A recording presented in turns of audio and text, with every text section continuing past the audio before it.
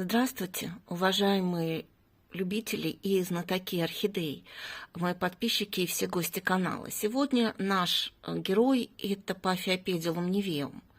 Это растение уже мелькало в разных видео, но оно заслужило своего собственного рассказа, собственно, его и получит. Это типичнейший Paphiopedilum niveum, в чем мы сейчас с вами и убедимся. Вот я вооружилась текстом, который, похожий текст есть в Википедии, можно найти в интернете. И я его взяла с комментариев, из материалов, наверное, лучшей группы ВКонтакте по башмачкам, которую ведет Дмитрий Чушкин. И, в общем-то, мы сейчас и этот текст оживим на конкретном растении. Растение было описано известным нам Рейхенбахом в 1869 году в журнале Gardeners Chronicle под названием Cypripedium niveum. Niveum – это снежный, белоснежный, и он действительно такой. Позже его описывали и другие авторы под названием Cordula nivea Рольфом в 1912 году. Он был описан. Он является типичным представителем брахиопеталум, то есть с короткими петалиями, да, брахис короткий. Рода Paphiopedilum подсемейства Cypripedium орхидных. Растение, собственно говоря, является природником. Природник этот произрастает в Таиланде, Бирме, на острове Борнео, Малайском полуострове. Встречается он на не очень больших высотах, приблизительно 100 метров над уровнем моря. Из этого мы с вами делаем вывод, что это растение теплолюбивое, да, любит влагу. И, собственно, так оно и есть. Там, где он произрастает, дневные температуры ночью там 30, то есть 22-23. Это сейчас у нас такая дневная температура на нашем подоконнике. Тут, если видно, не видно, видно 22,6. А дневные он выдерживает и до 30 градусов. Зимой, осенью там температура, в общем-то, мало меняется, около 30 днем, ночью тоже около 19-20, может быть и ниже 16. В принципе, этот перепад температуры является для него запускающим в плане цветения. Что еще является запускающим в плане цветения, как описывают, это режим полива или увлажнения, то есть он в зимние месяцы имеет меньше влаги, и это считается тоже запускающим его цветение. То есть многие архаманы описывают, что как раз зимой, в феврале, этот башмак можно поливать меньше, кто-то выпускает месяц в поливе, кто-то выпускает 3 месяца в поливе.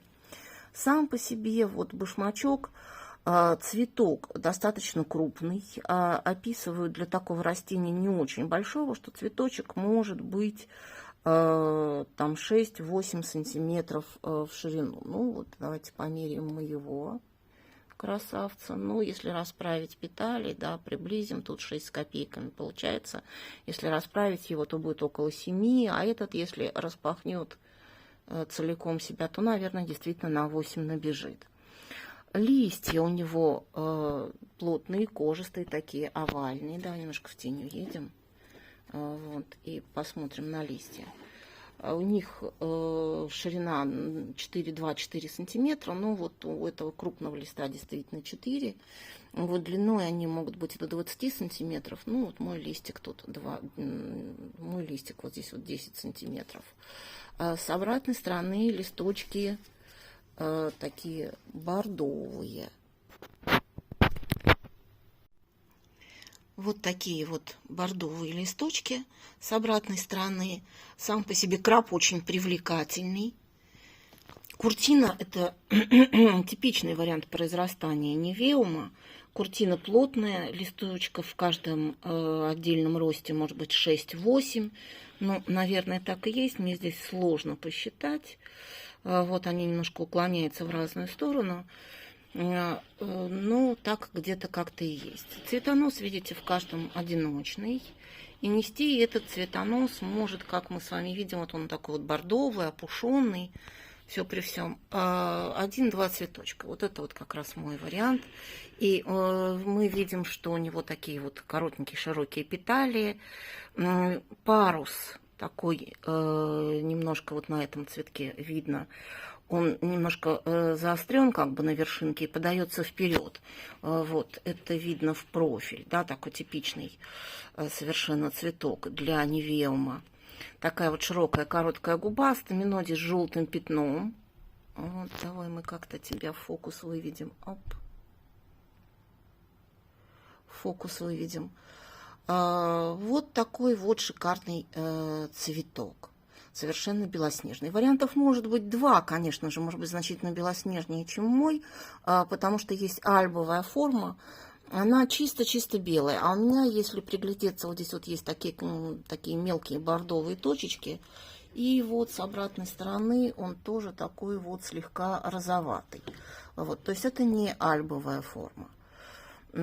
Что я могу сказать конкретно про мое растение, как оно живет, совпадает ли его образ жизни с классическими описаниями? Ну, по большому счету, не совсем. Растение у меня уже больше года. Приехала в прошлом году где-то весной. Жила вот как раз на этом подоконнике, вот на этих вот полочках и жила. Вот там вот, то есть, когда весна, это немножко прямого солнышка, начиная там с 2-3 часов дня приблизительно. Вот. А летом он поехал, ну вот это вот, так сказать, те, кто у меня продолжает цвести тут. Вот. А летом он поехал на дачу, жил там на стеллаже, и прямого солнца у него там было только в утренние часы. Вообще пишется, что ему нужен яркий свет, но не прямой. Поэтому свой свет он получал в утренние часы, был таким вот, приехал ко мне уже таким многодетным. Вот, я надеялась, что он зацветет в ближайшее время, но как-то в ближайшее время немножко отодвинулось.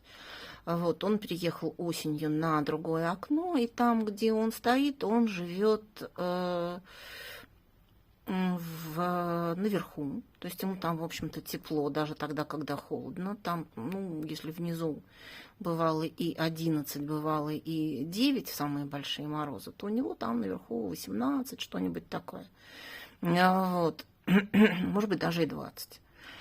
А свет, самый яркий свет ниже его укреплен, он стоит на верхней полочке, а ему достается как раз свет от розовой лампы, и там всего 2500 люкс. Вот розовая лампа как раз освещает его и деперле, которые вот у меня сейчас активно красиво цветут. С поливом. Летом, соответственно, башмаки, все растения увлажнялись практически каждый день, поливались, увлажнялись, грунт был влажным.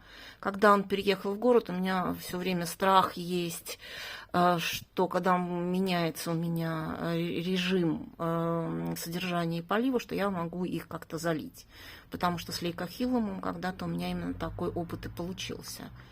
Вот. Но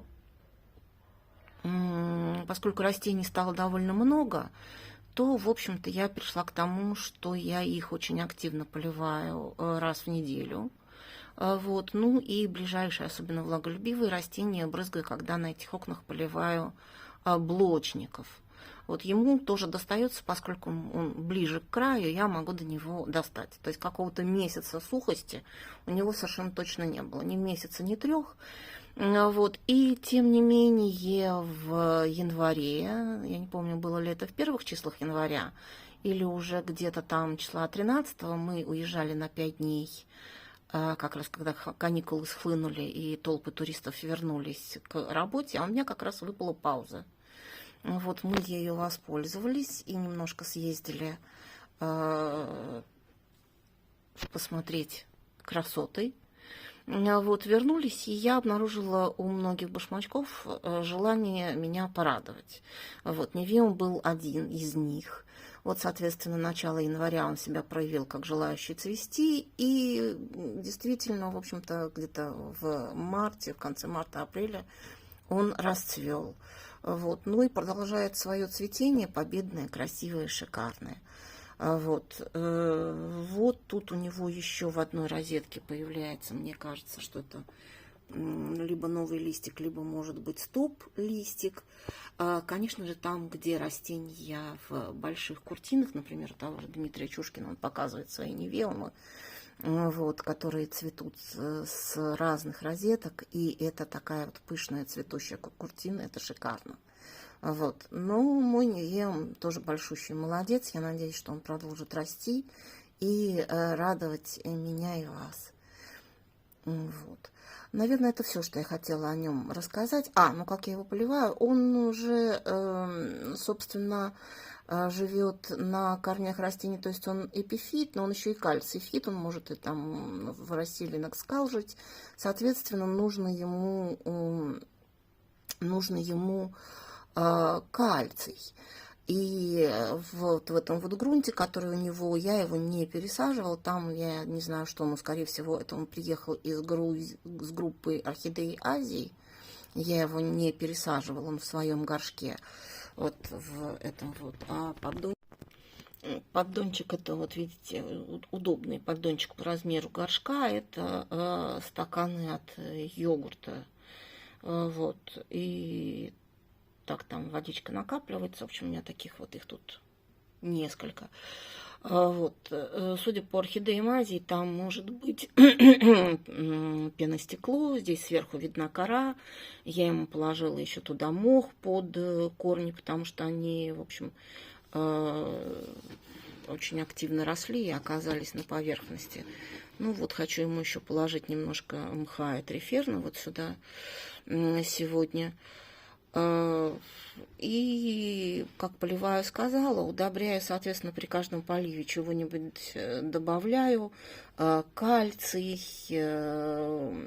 была там у него крашеная скорлупа яичная, но вот я ее уже не вижу, рассосалась она вся. Вот, то есть, ну, стремлюсь его понемножечку подкармливать, вот тем, что ему должно понравиться. Ну и судя по тому, что он, вот видите, цветет, вот, скорее всего, так оно и есть, ему нравится. Вот. Следующим, я думаю, моим героем будет Пав де Перле. Если вам интересны эти рассказы, то мне будет приятно, если вы подпишетесь на мой канал или просто заглядывайте. Всегда приятно увидеть старых знакомых. С наилучшими пожеланиями мира, добра и всего самого хорошего я и вот Пав Невеум. Заглядывайте к нам.